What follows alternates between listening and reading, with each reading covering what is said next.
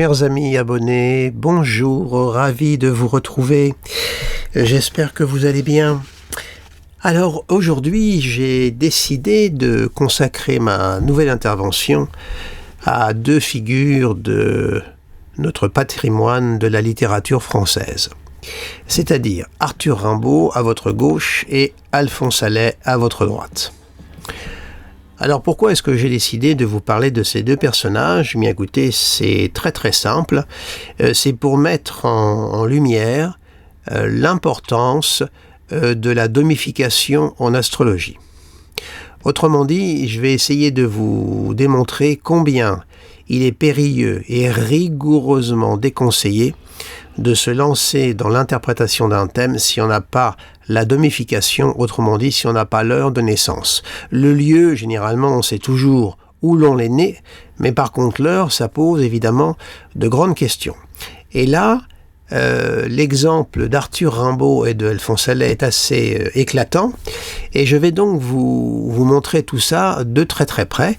Donc je vais vous faire apparaître le thème de Arthur Rimbaud et d'Alphonse Allais. Vous avez donc sous les yeux le thème d'Arthur Rimbaud et d'Alphonse Allais et vous constatez qu'ils sont l'un et l'autre nés le 20 octobre 1854. Voilà.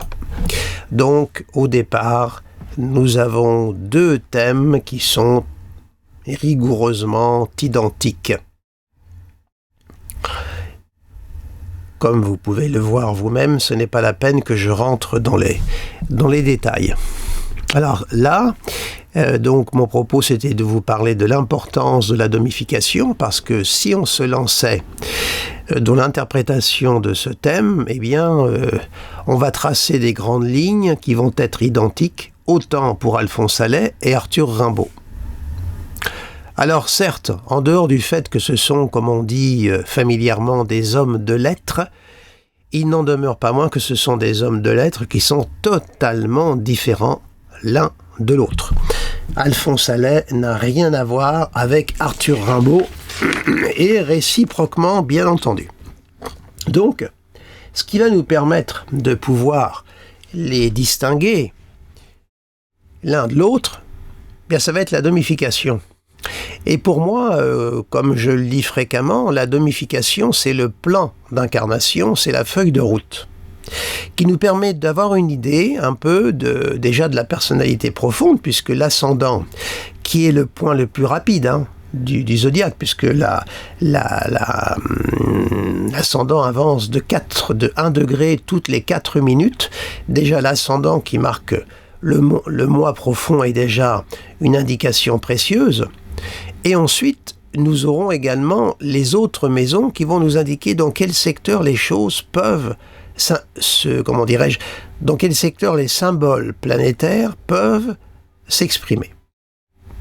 En l'absence de quoi, il est impossible d'avoir une interprétation précise et personnalisée. Enfin, autre élément dont il faut toujours tenir compte, tenez compte du contexte de la personne, de son histoire, de là où elle vient, et là où elle en est, à l'instant où elle vient vous consulter, si vous êtes praticien. Ne tombez pas dans ce piège de l'astrologie divinatoire, je sais tout, je te connais par cœur avant que tu arrives. Ne faites pas ça parce que ça vous jouera des tours, je vous le garantis, puisque j'ai cotisé à ce type de choses. Et quand vous prenez un petit peu des râteaux, deux, trois fois, ça vous calme et vous vous remettez en question. Donc voilà, on a là le thème donc d'Arthur Rimbaud et d'Alphonse Allais. Alors on voit évidemment un soleil en balance de chaque côté, évidemment, voilà, on est d'accord.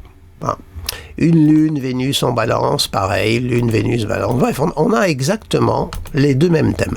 Alors maintenant, on va regarder ce que nous donne, évidemment, la domification de ces deux thèmes.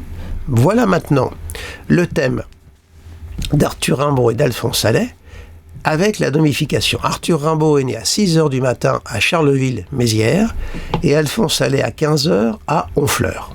Voilà les deux thèmes. Alors déjà là, vous voyez, quand on a la domification, on a quand même déjà là une idée on voit déjà quelque chose qui va se dégager et qui va marquer une différence entre ces deux personnages qui sont nés avec un même ciel, tout au moins qui sont nés sous un même ciel, pour être précis. Alors on a Alphonse Allais qui est donc Balance, ascendant Verseau, et Rimbaud qui est Balance, ascendant Balance.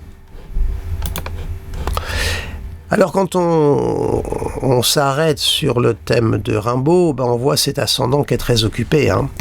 Un soleil qui est angulaire, une Vénus qui est angulaire et une lune. On a soleil, Vénus, lune qui encadrent l'ascendant, tout ça dans le signe de la Balance. Ça donne donc quand même une signature vénusienne nette à ce thème. Vénus qui est maître de l'ascendant, du soleil, de la lune et qui en plus est en domicile, donc est angulaire à l'ascendant. Donc ça donne déjà une note très précise d'une nature vénusienne déjà chez Arthur Rimbaud. Alors après, qu'est-ce que le natif va faire de cette note vénusienne? C'est toujours un secret. Comment va-t-il la vivre? Comment va-t-il exprimer dans le champ du réel sa symbolique vénusienne? Ça reste toujours un point d'interrogation, mais on voit une coloration vénusienne nettement marquée. D'autant plus que le maître du milieu du ciel, qui n'est autre que la Lune, puisque le milieu du ciel est en Cancer, eh bien la Lune est également conjointe à Vénus. Vous voyez, le maître du milieu du ciel est conjoint à Vénus. Donc, vraiment, des deux côtés, on voit qu'il y a une teinte et une orientation vénusienne chez Arthur Rimbaud.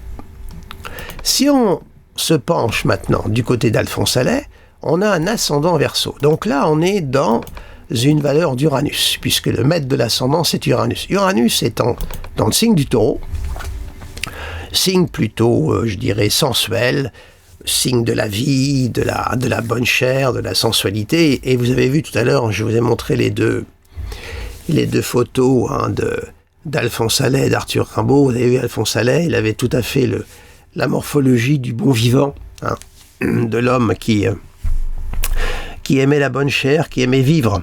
Et on voit donc que ce maître d'ascendant est en Taureau et que celui-ci est opposé à Mercure du Scorpion. D'accord ? Alors, cette signature déjà uranienne, vous savez, l'uranien, il avance en s'opposant, il avance contre. L'uranien, il ne traverse pas dans les clous, il a besoin de se démarquer. Et c'est pas se démarquer d'une façon narcissique, c'est que c'est sa fonction, il est comme ça, il ne peut pas se rallier à la cause commune et il ne peut pas penser comme les autres. Et quand on voit que Mercure, qui marque l'intellect, le mental est en Scorpion, ce qui donne un côté très critique, très sarcastique, incisif, et qu'il est opposé à Uranus, on a vraiment là, on voit déjà une note tout de même uranienne chez Alphonse Allais. Mais à cette note uranienne, il faut quand même rajouter Mars, qui est angulaire au milieu du ciel, vous voyez, angulaire plutôt dans la maison 9, mais angulaire à la cuspide du milieu du ciel, et puis un Saturne qui est vraiment conjoint à l'ascendant. Voyez-vous ? Alors, il est vrai que là, Saturne et Mars sont très importants, et vous savez que Saturne, à l'origine, était le premier gouverneur du signe du Verseau, avant que l'on découvre Uranus et que Uranus détrône Saturne. On a quand même donc un second maître d'ascendant qui est vraiment sur l'axe du méridien et qui constitue quand même une dominante également du thème. Alors, chez Alphonse Allais, vous savez, pour vous le présenter, c'était un humoriste, un journaliste et un écrivain. Voilà. Mais ce Saturne au fond du ciel peut poser des questions sur son milieu d'origine. C'est un Saturne en Gémeaux, à savoir, comment dirais-je, comment s'est passé son enfance, ce Saturne, comment l'a-t-il vécu, est-ce qu'il a été malheureux, est-ce qu'il s'est senti abandonné. Alors, difficile de vous dire parce qu'il était le cadet d'une fratrie de 5 enfants. Pas mal, 5 enfants. Et c'était le cadet.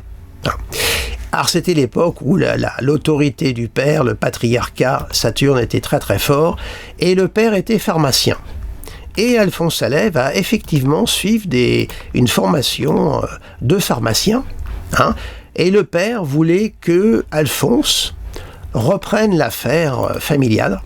Hein, et évidemment, Alphonse, en uranien qu'il est, quand même par son ascendant, et le fait que cet Uranus soit opposé à Mercure, hein, eh bien, il a dit à son père qu'il a refusé. C'est-à-dire que, pour vous faire un petit peu un raccourci, parce que je ne vais pas rentrer évidemment dans la biographie approfondie d'Alphonse Allais, parce que sinon la vidéo ne va pas en finir, mais tout au moins il est monté à Paris pour suivre une formation donc d'études scientifiques. Alors, c'était quand même aussi un garçon très très brillant. Hein. Il a passé son baccalauréat à 16 ans. Hein.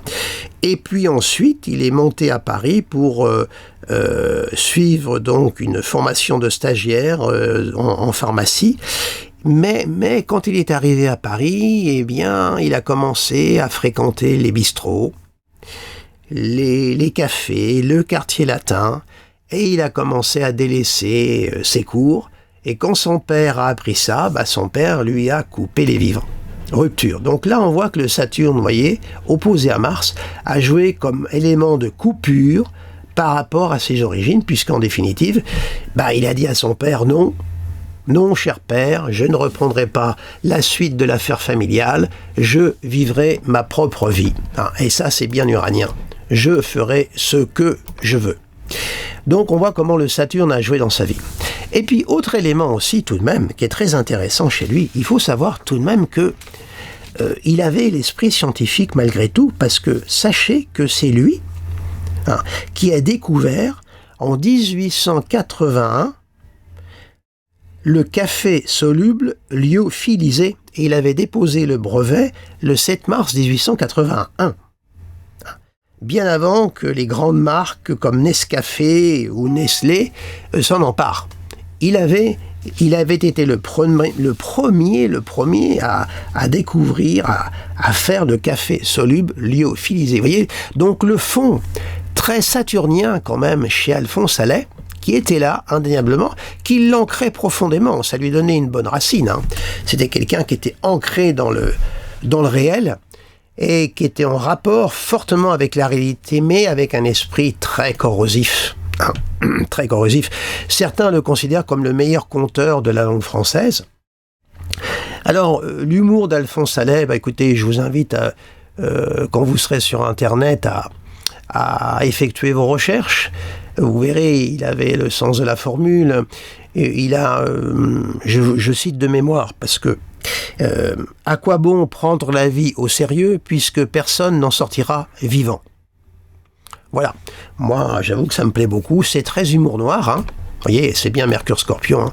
À quoi bon prendre la vie au sérieux puisque personne n'en sortira vivant? Que voulez-vous répondre à cette phrase qui est d'une très grande logique, hein? Et puis ça fait mouche. Hein. Alors, il a fait partie du Chat Noir. Vous savez, le Chat Noir, ce café qui se trouvait à la butte Montmartre de Rudolf Salis, c'était un assidu du Chat Noir. Alors, le Chat Noir était un journal, pardonnez-moi, c'était un journal, le Chat Noir. Il en est devenu très très rapidement le rédacteur en chef, hein, parce que, évidemment, il s'est quand même imposé. Il s'est imposé rapidement dans le milieu, hein, ce Jupiter, vous voyez, qui est au sextile de Mars, au sextile de Mercure, au trigone d'Uranus. Hein. Vous voyez, l'opposition Mercure-Uranus trouve sa résolution par Jupiter en 11. Donc, il était très très entouré et il faisait autorité dans son entourage. Hein. Il s'est très très vite taillé la part du lion et c'est devenu quelqu'un d'incontournable à l'époque. Et il a été donc rédacteur en chef du Chat Noir. Et il a collaboré à beaucoup de journaux. C'était aussi le grand spécialiste des vers holorimes. Alors les vers holorimes, c'est quand un mot entier sert de rime. Je vous laisse le soin de faire des recherches sur Internet, vous verrez. Hein, holorime, c'est pratiquement le mot complet qui fait la rime. Alors ça s'associe avec des jeux de mots et des calembours, hein, tout ça, puisque Alphonse Allais était le grand spécialiste également des anagrammes et surtout des calembours. Donc, un esprit incisif, un esprit alerte, un homme libre. Hein, il a eu le courage de rompre, hein, parce qu'il aurait très bien pu, jouer le Saturne, vous savez, de la sécurité, hein, et accepter de reprendre l'affaire paternelle, hein, parce que il n'est pas issu d'un milieu de prolo, hein, le père était pharmacien, hein, donc il aurait très bien pu se contenter de reprendre l'affaire familiale où il aurait vécu d'une façon assez opulente. Là, ce n'est pas le cas. Il a préféré prendre la voie du journalisme et de cette forme de littérature corrosive et de l'humour noir. Hein. D'ailleurs, vous voyez, on voit que sa maison 2, on trouve Pluton et Uranus, le maître d'ascendant en 2, et Pluton, on voit que les sources de revenus allaient quand même passer par une activité indépendante avec un caractère plutonien, et l'humour noir, c'est vraiment plutonien. Hein. Voilà. Et le chat noir, on peut aussi le mettre sur le compte du soleil opposé à Pluton. Alors, maintenant Arthur. Alors Arthur Rimbaud, on est face à un tout autre personnage. Et oui, l'ascendant est en balance. Et c'est une double signature balance. Une double signature vénusienne. Vous voyez l'importance d'avoir la domification, ça nous permet de pouvoir décanter un thème et de pouvoir le comprendre. Le Mars d'Alphonse Allais, qui était piqué là-haut, vous voyez, on faisait un être très frondeur, très corrosif, très piquant. Hein, voyez. Alors, Rimbaud. Alors Rimbaud, c'est le génie total. Dans une composition latine, il avait 11-12 ans, il écrit « Tu vates eris, tu seras poète ». Rimbaud va écrire une œuvre poétique très très courte, et cette œuvre poétique va traverser les siècles. Et au jour d'aujourd'hui, c'est un poète qui est toujours là, toujours vivant, avec une œuvre absolument remarquable, époustouflante, époustouflant, c'est pas le mot qui convient, hein. Une œuvre, comment vous dirais-je, l'œuvre d'Arthur Rimbaud, c'est nous tous, le génie en moi. Alors qu'est-ce que ça veut dire, nous tous, le génie en moi? C'est-à-dire que nous tous, parce que quand on lit Arthur Rimbaud, mais attentivement, hein, parce qu'à l'école, on nous apprend Ma Bohème, Le Dormeur du Val, et puis si on a de la chance qu'on a un prof qui sort un petit peu du passage clouté, vous apprendrez peut-être le bateau ivre. Mais Rimbaud, c'est les illuminations et c'est également une saison en enfer. Une saison en enfer, opposition Soleil-Pluton. Les illuminations, on peut le mettre sous l'opposition Mercure-Uranus. Rimbaud, doublement marqué par Vénus, voulait faire de la poésie, il avait assigné à la poésie une mission utopique, ô combien utopique, c'était de changer la vie par la poésie. Vous voyez un peu l'utopie, hein, qu'on n'a pas du tout chez Alphonse Allais. On n'a pas cette utopie chez Alphonse Allais, on n'a pas cette dimension. Rimbaud, c'est l'alchimie du verbe. Le titre de l'un de ses poèmes, A noir, E blanc, I rouge, O bleu, U vert, voyelles, je dirais quelques jours, vos naissances latentes, etc., etc. Rimbaud, c'était un projet révolutionnaire en soi. Mercure opposé à Uranus, vraiment. Et il voulait vraiment faire de la poésie une arme pour changer la vie. Et alors faire de la poésie, une arme, hein, une arme, en fin de compte. Enfin, une arme. Le mot n'est pas très beau, hein, pardonnez-moi, mais c'était son projet. Changer la vie par la poésie, ça passe par beaucoup de remous. Il a donc été jusqu'au bout de son projet, mais Rimbaud, c'est aussi, pour reprendre le titre d'un ouvrage, l'éclatant désastre, c'est-à-dire que il a eu, vous voyez, sa période solaire, l'ascendant, où il a eu toute sa période où il a créé son œuvre, la saison en enfer, les illuminations, les poèmes de jeunesse, hein, la saison en enfer, l'opposition Soleil-Pluton, ces périodes de grande création. Et puis après, il y a eu le basculement dans les forces plutoniennes et uraniennes. C'est quand il a tourné le dos à la poésie, quand il s'est rendu compte que cette utopie-là qu'il avait en lui, eh bien, que personne n'était à même de le comprendre. C'est-à-dire que Arthur Rimbaud, quand il arrive à Paris, il est accueilli par Paul Verlaine et au club des vilains bonshommes, c'était un endroit où les poètes se retrouvaient, il va déclamer son bateau ivre. Et à ce moment-là, aucun poète présent à cette réunion n'est à même de percevoir la dimension de ce poème, hormis Verlaine, qui va très vite comprendre et percevoir le génie d'Arthur Rimbaud. Voilà. Et donc Rimbaud va, d'un état soléro-vénusien, si j'ose dire, va basculer dans un état urano-plutonien.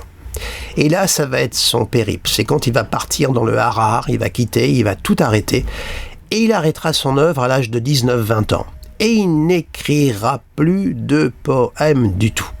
Plus une ligne, il arrêtera définitivement. C'est l'homme qui, comment dirais-je, passe au silence. Il arrête d'écrire. Alors il y aura une importante correspondance après.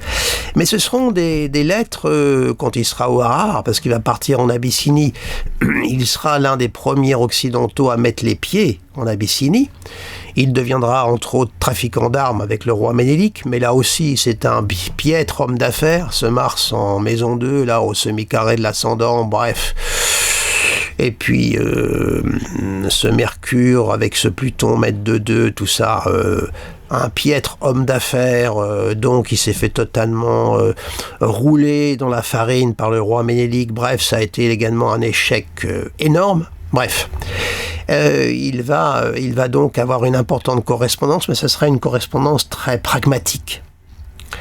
On lui fera part, alors qu'il est au Harare, que des jeunes gens ici à Paris tiennent en très haute valeur son œuvre poétique, et il répondra: tout ça, c'est de la cochonnerie.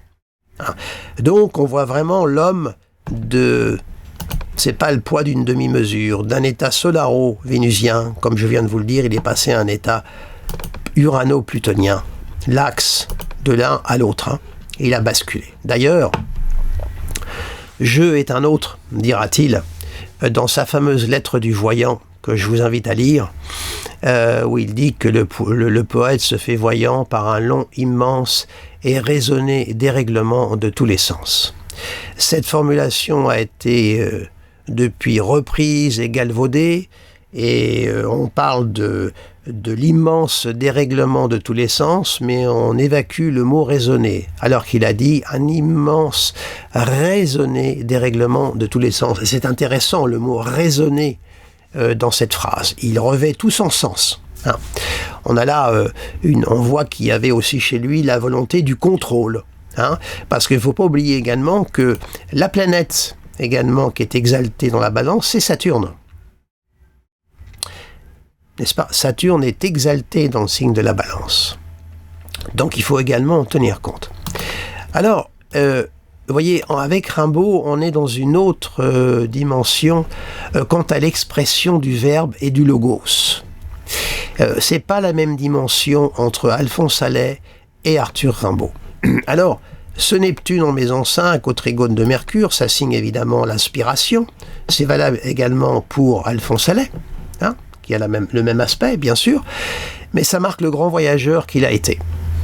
Hein, Rimbaud a fait pratiquement le tour du monde. Il a, qu'est-ce que vous voulez? Il est né à Charleville. Alors imaginez-vous Charleville à l'époque, une ville d'une grande tristesse, quoi, Charleville. Hein. Il s'est ennuyé à mourir. Et contrairement à Alphonse Allais, vous voyez, Rimbaud a une maison 4 en Capricorne, Allais a un Saturne 4. Vous voyez, c'est assez... il y a un petit renvoi. Rimbaud, lui, c'est un fils de paysan. La mère qu'a élevé ses 3 enfants, puisque Arthur avait une sœur et un frère. Il est orphelin de père, il n'a jamais connu son père. C'était une famille de paysans, vraiment. Donc, ça roulait pas sur l'or. Et il avait qu'une seule envie, c'était de fuir. La vraie vie est ailleurs, écrira-t-il dans une fameuse lettre. La vraie vie est ailleurs. Et oui, Arthur Rimbaud a été sans arrêt l'homme de l'ailleurs, l'homme du voyage, l'homme du déplacement. Et au niveau... Alors, Alphonse Allais, j'ai oublié de vous faire cette précision, Alphonse Allais, vous voyez, il a une conjonction quand même, la pointe de la maison 7 est en Lion, donc sous la maîtrise du soleil, et il a une conjonction quand même Vénus-Lune en Balance, dans la maison 7 encore, il a une grande maison 7, hein. Et alors il va en 1895, il a à ce moment-là 41 ans, il va épouser une jeune femme de 26 ans, hein, qui est la fille d'un brasseur à Anvers. Voilà, il va l'épouser. En ce qui concerne Arthur Rimbaud, lui, sa pointe de 7 est en Bélier, donc sous la maîtrise de Mars, hein, voyez. Et sa conjonction Vénus-Lune est en maison 12. Une maison qui tend à retenir, à renfermer les choses, à les contenir. On ne lui a pas connu de vie sentimentale. Alors bon, je ne vais pas revenir sur la relation qu'il a eue avec Paul Verlaine, parce que là c'est très très compliqué, ça oblige à rentrer dans des considérations très profondes, mais comment dirais-je, dans une de ses lettres aussi, il disait « Je me fais cyniquement entretenir ». Et la relation homosexuelle qu'il a eue avec Verlaine relevait également de cet immense et raisonné dérèglement de tous les sens. C'est très compliqué. Voilà. Mais tout au moins, sur le plan sentimental, on ne peut pas dire que sa vie fut heureuse. Hein. Elle ne le fut pas du tout. Alors, il semblerait qu'il ait eu une relation quand il était en Abyssinie, mais je ne l'affirmerai pas. Il faudrait que je revoie mes notes, mes sources, que je m'y replonge. Mais tout au moins, il n'a pas eu de vie sentimentale, Rimbaud. Il était complètement concentré. Si vous voulez, c'était la poésie incarnée, hein, Rimbaud. Hein. Il a tout écrit entre l'âge de 14 ans et 20 ans. Vous voyez, voilà. C'était vraiment Rimbaud a été une fulgurance. Comme le dit Alain Borrer dans l'un de ses livres qui s'intitule Rimbaud en Abyssinie, Alain Borrer était retourné sur les traces de Rimbaud pour comprendre. Donc il avait fait le voyage en Abyssinie. Et Alain Borrer dit dans son livre Rimbaud arme le désir d'écrire. Et c'est très vrai. Vous savez, quand vous le découvrez et que vous avez 17 ans, autrement dit l'âge qu'il avait quand il a écrit une grande partie de son œuvre, vous vous dites, mais ça pourrait être mon pote, ça pourrait être mon copain, on pourrait se balader ensemble. Et vous vous dites, il a écrit des superbes choses et effectivement, il vous communique cette fièvre de l'écriture et vous vous mettez à écrire. Je ne connais pas un rimbaldien. Les Rimbaldiens, ce sont les grands admirateurs de Rimbaud. Je ne connais pas un Rimbaldien qui ne se soit pas prêté à l'écriture. Aucun. Rimbaud, c'est la passion absolue. On aime Rimbaud passionnément ou on l'aime pas. Ça peut pas être de l'entre-deux. Et alors, il nous transmet cette fièvre, il nous arme du désir d'écrire, mais alors évidemment, quand on commence à écrire, on s'aperçoit qu'on n'est pas Rimbaud, on s'aperçoit qu'on n'a pas son génie, et là, on se calme, et on prend toute la mesure du personnage. Mais tout au moins, il peut éveiller des désirs d'écriture. Alors après, évidemment, on peut essayer de revoir les choses un petit peu plus basses, hein, et exprimer ce qu'on a quand même à exprimer. Et c'est très juste. Rimbaud arme le désir d'écrire. Avec Alphonse Allais, on n'est pas dans la même dimension. On est dans la dimension d'un satiriste, la dimension d'un pamphlétaire, hein, d'un personnage de grande qualité. Il avait quand même beaucoup de cordes à son arc, ce cher Alphonse Allais. Attention, c'est pas un petit bonhomme, c'est pas une petite personnalité, mais il n'y a pas cette dimension du génie d'Arthur Rimbaud. Alors, le génie dans un thème astrologique, parce que sans doute, au moment où je prononce ce mot, vous vous posez la question, le génie, écoutez, en toute franchise, on ne peut pas le voir, le génie. Il n'y a rien qui permet de savoir qu'on a affaire à un génie. Pas du tout. Je veux dire que le thème ne nous donne pas l'octave à laquelle la personne va interpréter son thème. C'est pour ça que j'aime bien comparer l'astrologie à la musique. Et je dis toujours que le thème astrologique, c'est une partition musicale céleste. Et à quelle octave la personne va interpréter son thème, on ne peut pas le savoir. C'est un mystère. Et tant mieux, parce que ça veut dire que ça laisse le champ complètement ouvert et ça laisse en place tous les possibles. En effet, rien de pire que de tout savoir. Vous vous rendez compte si à partir d'un thème astrologique on savait tout, mais il y aurait de quoi se flinguer. Ça n'aurait aucun intérêt, et je vous avouerai que moi-même, vu mon caractère, je ne serais pas du tout pour l'astrologie. Non, c'est pas sérieux. Il faut, sortir de cette vision divinatoire de l'astrologie, et puis se dire qu'il existe également d'autres disciplines qui apportent leur savoir, la numérologie, la géomancie, le tarot, la voyance également, qui est très intéressante dans son genre. Par exemple, regardez une anecdote qui est tout à fait en rapport avec ce que je suis en train de vous dire. La maman de Sigmund Freud, alors qu'elle portait son petit Sigmund dans son ventre, croise la route d'une bohémienne, et la bohémienne lui dit « Montre-moi ta main ». Et elle commence à lui lire les lignes de la main, puis elle lui dit « C'est un garçon que tu vas avoir, et il va être célèbre dans le monde entier ».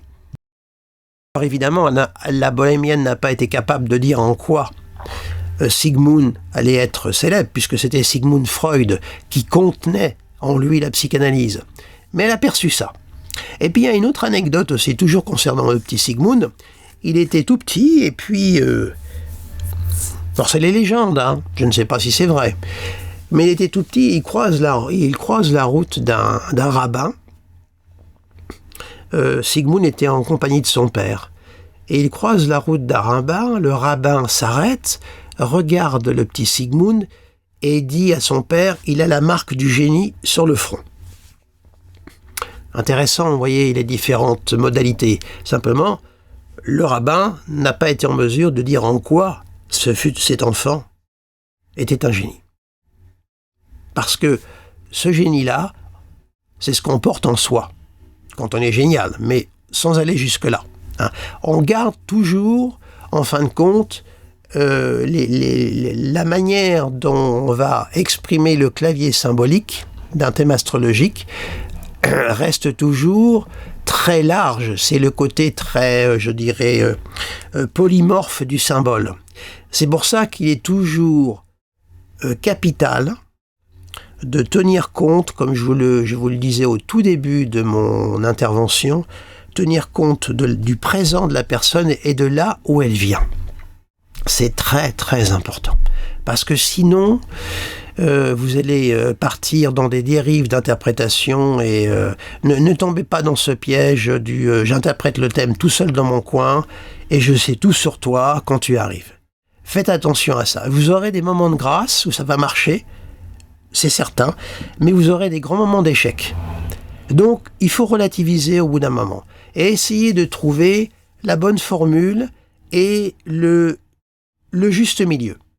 Voilà.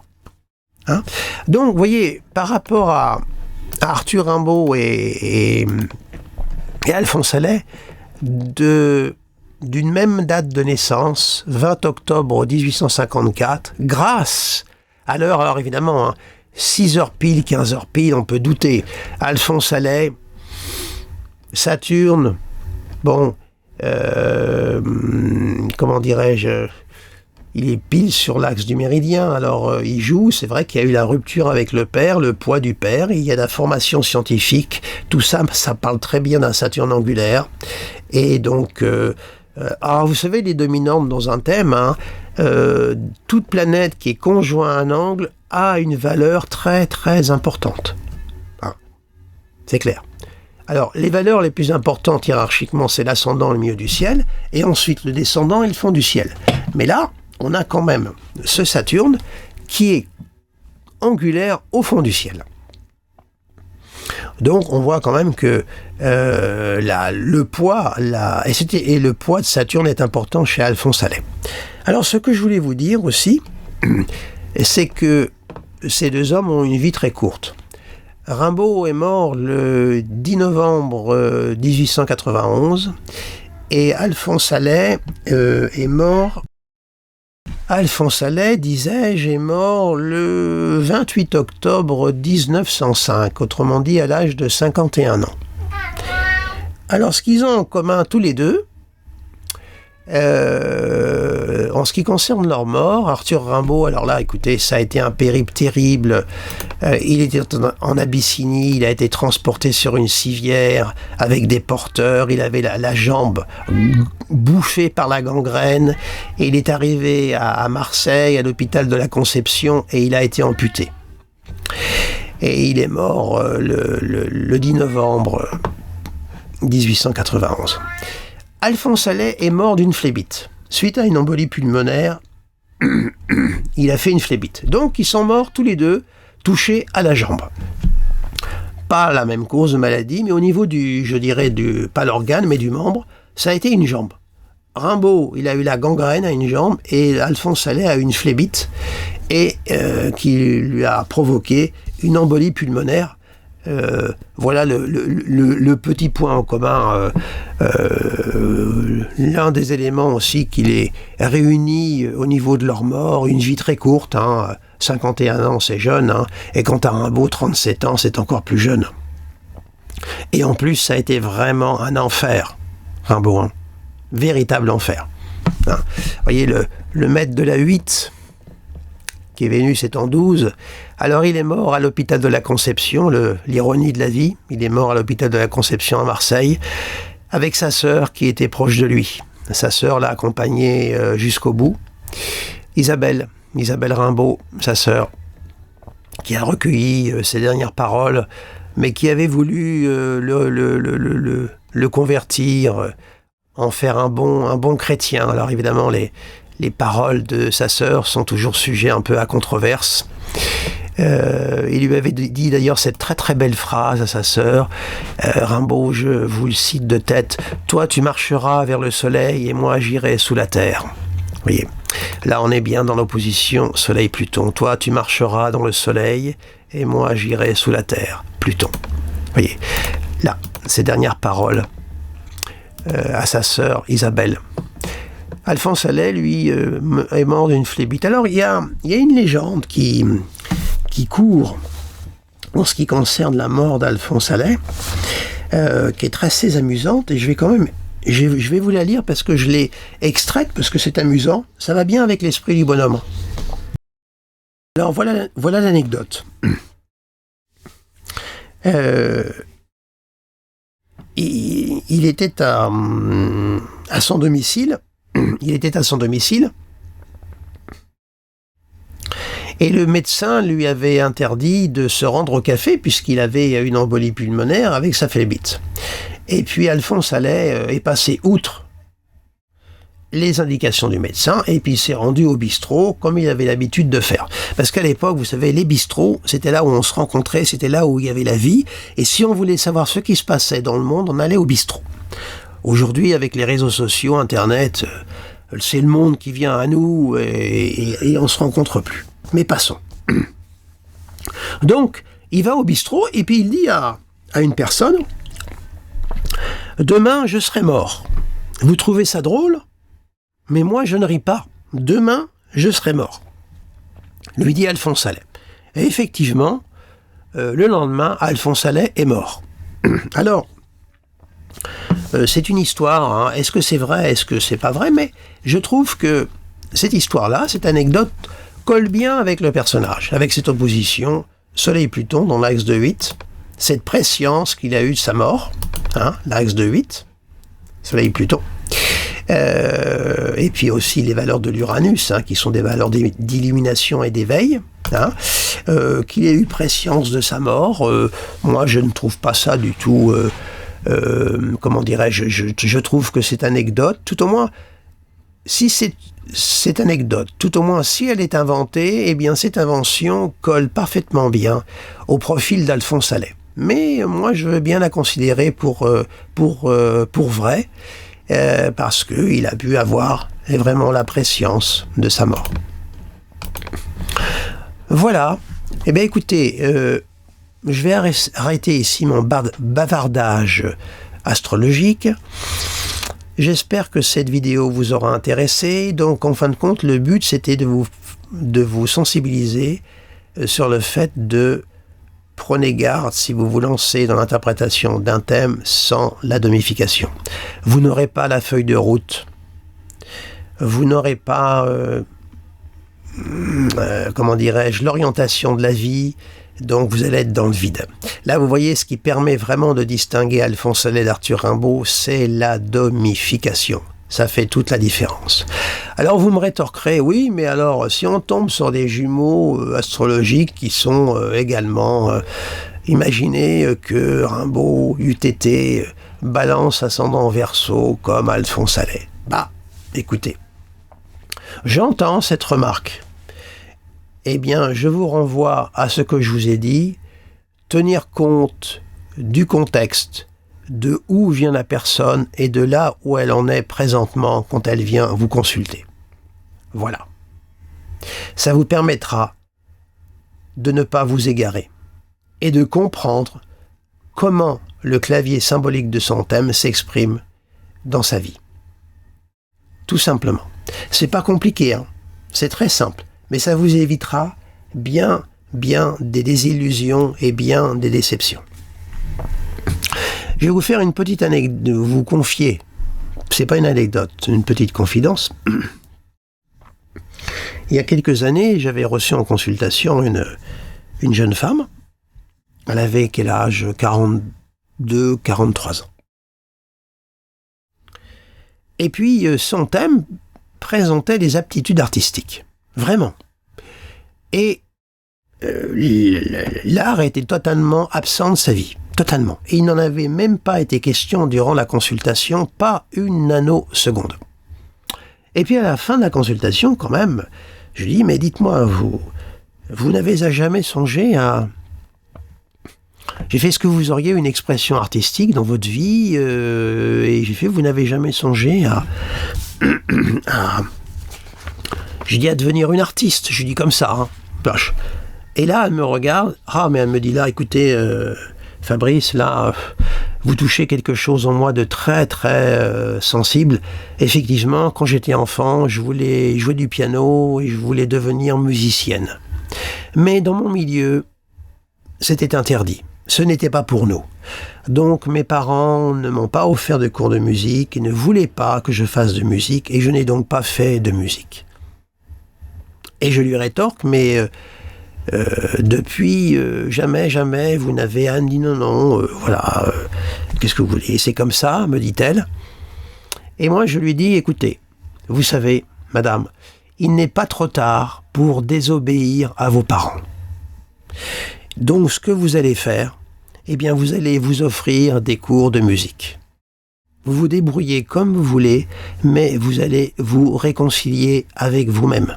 Là, vous avez grandi, vous avez évolué sur une interdiction familiale. Il est grand temps de rompre, de désobéir à vos parents et d'être vous. Donc, vraiment, offrez-vous des cours de musique. Alors, j'ai fait, certes, vous n'allez pas devenir une grande concertiste maintenant, quoique, remarquez, on ne sait jamais, hein. Mais faites-le. Alors, du temps s'est écoulé. Et puis elle est revenue me voir. Et elle me dit, vous vous souvenez, Fabrice, vous m'aviez conseillé de... Eh bien, elle me dit, je dis oui, ça y est, je me rappelle, je me souviens. Et elle me dit, écoutez, figurez-vous qu'il y avait quelqu'un à 250 mètres de chez moi qui donnait des cours de piano, eh bien, je me suis inscrite au cours de piano. Et vous ne pouvez pas savoir ce que ça m'apporte, combien je suis heureuse. Je n'attends qu'une chose quand je rentre le soir chez moi, c'est d'aller à mon cours de piano. Je me sens heureux, je me sens bien. Alors, c'est sûr que ces cours de piano, ça ne va pas bouleverser sa vie à cette personne. Mais ça lui permet d'exprimer quelque chose qu'elle avait en elle et qu'elle avait enfoui et qu'elle s'interdisait d'exprimer. Parce que ses parents, parce que ce n'était pas dans son milieu social d'alors. Voilà, vous comprenez?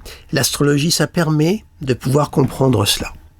Et ces petits déverrouillages dans la vie de quelqu'un, ça peut entraîner ensuite toute une chaîne à réaction et quelquefois amener des changements. C'est un petit peu ce qu'on appelle l'effet domino.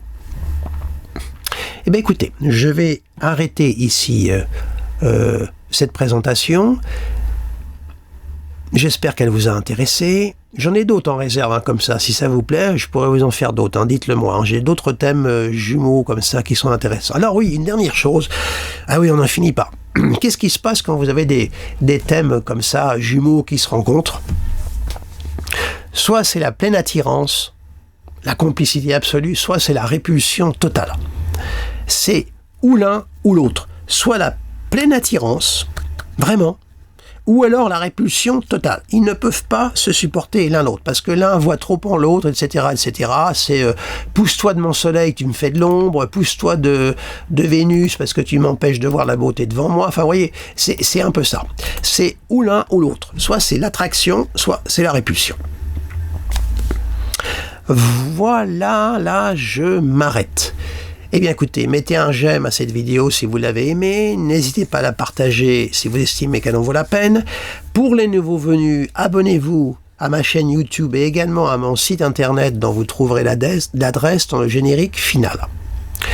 Je vous remercie de votre attention et je vous dis à très bientôt.